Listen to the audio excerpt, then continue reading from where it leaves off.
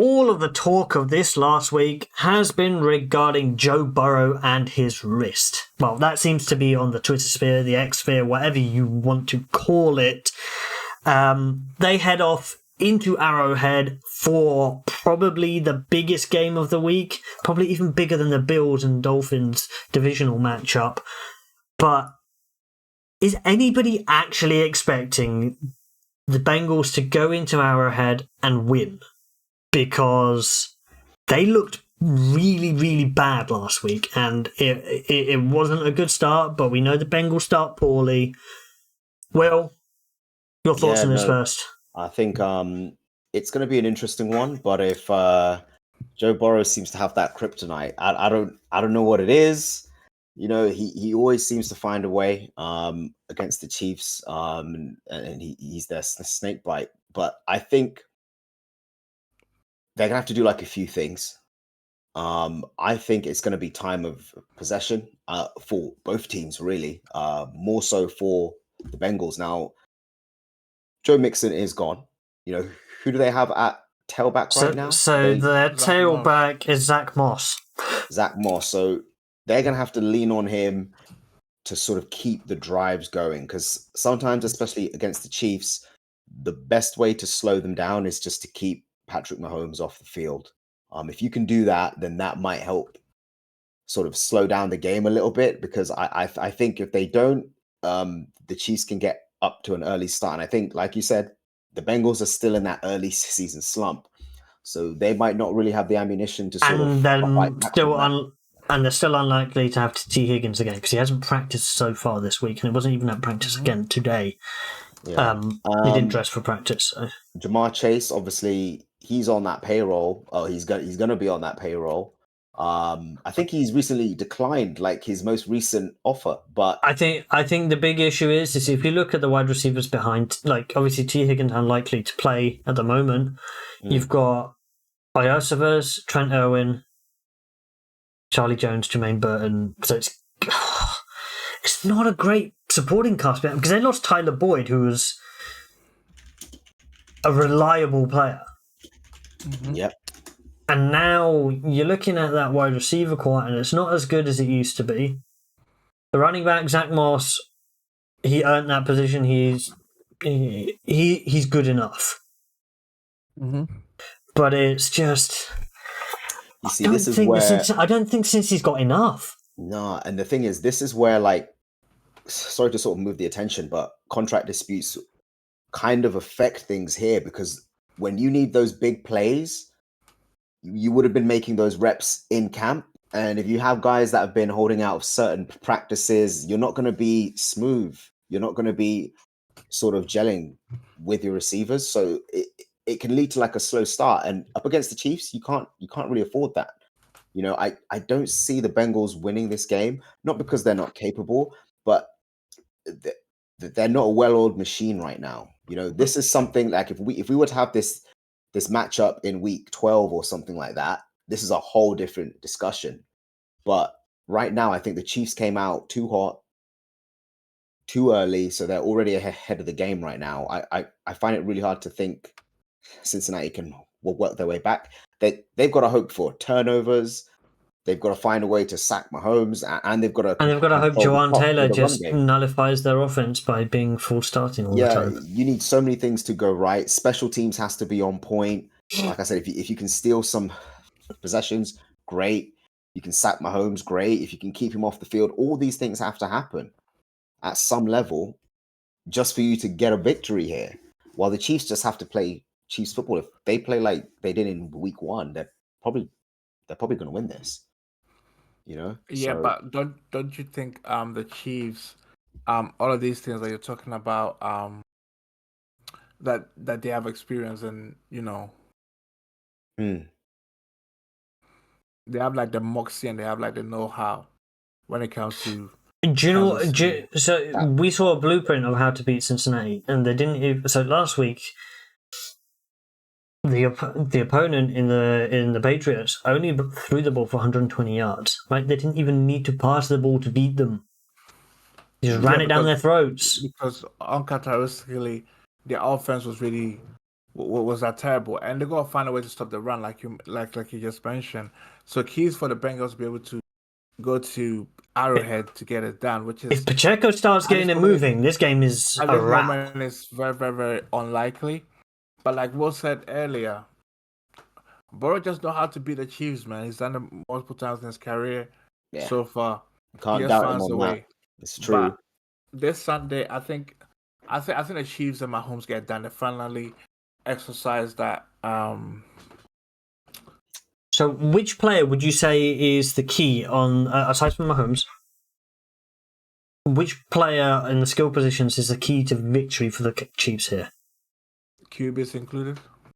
No, No, I said no, for no. the Chiefs. I think Pacheco. Which player on that? Do you think Pacheco is the most important? Do you think Rashee Rice is the most important? Do you think unlocking Xavier Worthy? Xavier Worthy is a luxury piece in terms of So the which way player that is the most offense works. important on the Chiefs? Yeah. To make them secure this victory, so like, do you think it's Pacheco and how he's going to run the ball? Do you think it's going to be Rashee Rice in getting a lot of those shorter yardage passes? I think Yeah, if you but go on who's he what going to get the ball to? That's if the you thing. go on what the Patriots did last week, I'll I probably think say you've got Kelsey. Kelsey. Yeah, you think? Well, Kelsey is still one of the main guys. I mean, the thing is that okay, so they sort of done at the beginning of this season, and from what I've seen, they've won games so far. You know, like I said, Kelsey has to be the key for the Chiefs because yes, they've got Javier Worthy, they've got Rashee Rice, but I think this one of those games. I like the matchup of Kelsey versus the Cincinnati Bengals linebackers. Yes, they're Yeah. athletic, but I don't think they're quite good in coverage to be able to Jermaine Pratt cover and Kelsey Logan in Wilson. the zones. I mean, it depends on how long that rush is going to take because Kelsey and Mahomes, they feed off chaos. So the longer it takes to get to Mahomes, that's when Kelsey's going to eat because he'll just reroute and he can keep rerouting until Mahomes Well, throws the you ball. see So him just run around in a circle, run around in circle, playground. literally. So he just literally, and then he goes, "Okay, I'm going to go this way." It actually gets more and more dangerous. So usually, like defenses are like, "Yeah, no, we've got him on the ropes. This is a 6-second play." No, it's actually getting more and more dangerous the longer the sack does not happen. You either want to get a sack instantly or not that far after, or Or else get, it's basically or it's just going to get be a that big play, incompletion kind of thing. Yeah. or get an incompletion, or else it's going to be a big play. I think it's gonna. Pacheco is going to be important, but more, I think even more vital to that, it's how the Chiefs' offensive line is going to play in the run game. We know they can do enough in the passing game, but I want to see can they be aggressive. And I wouldn't be surprised if they look at that tape. And here's the thing: once you have tape on a team, they're going to try and attack those holes. Every week, it's like a chess match between OCs and DCs. The because of what happened with the Patriots, they know they've got holes to fill on their defense, and Andy Reid is gonna attack the inside of that defense and say, okay, cool. Based on what happened last week, we know you're weak here, right? So you've got to prove to us you can stop the run before we play you honestly. So right off the bat, he's gonna run Pacheco and he's gonna make Cincinnati prove they can stop the run. And then he's going to dink and dunk into Rashee Rice and Kelsey. He's not going to throw the ball massively down the field. Exactly. That's why it's so dangerous. He doesn't need to do it He anymore. might take the opportunities though when it presents But itself. no, but yeah, if it presents itself. But the thing is, it's not the gunslinging offense anymore. It's not been that for a while.